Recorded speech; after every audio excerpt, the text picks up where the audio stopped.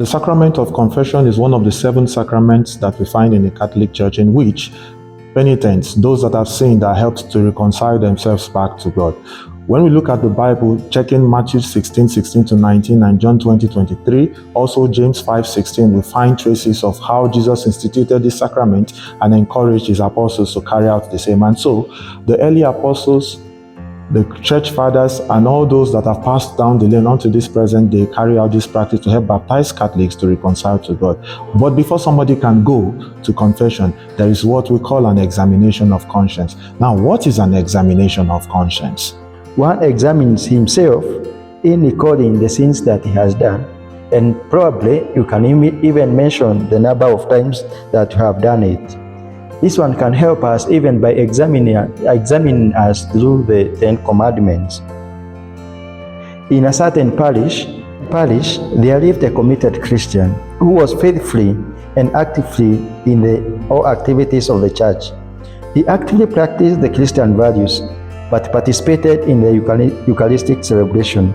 However, he found it very difficult to participate in the Sacrament of Penance. Thus, every time that he prepares to go for confession, he finds it very, very difficult due to fear that he felt that the parish priest or the confessor may understand him or may know him that he is living in a life of the sinful life. One day, he went to the confession box and dodging several times due to fear and worries upon him, he seemed to be very depressed. And unfortunately, the confessor was going out of the confession box. Upon seeing him and his status, he inquired from him, "What do you want, my son?" And he replied, "Confession." They went to the confession box and he was welcomed by the confessor, and he started confessing his sins. He was given an advice and a penance, and by the words of the penance or advice, he was told, "We are all sinners and God loves us. Let us all go for him because he loves also the penitent person." He was asked to make the act of contrition, and after making the act of contrition, he was given absolution. The penitent went out very happy, and he was rejoicing in his heart, and he has this to say: "Indeed, the sacrament of confession is a sacrament that brings us together, reconciles us with God and with one another.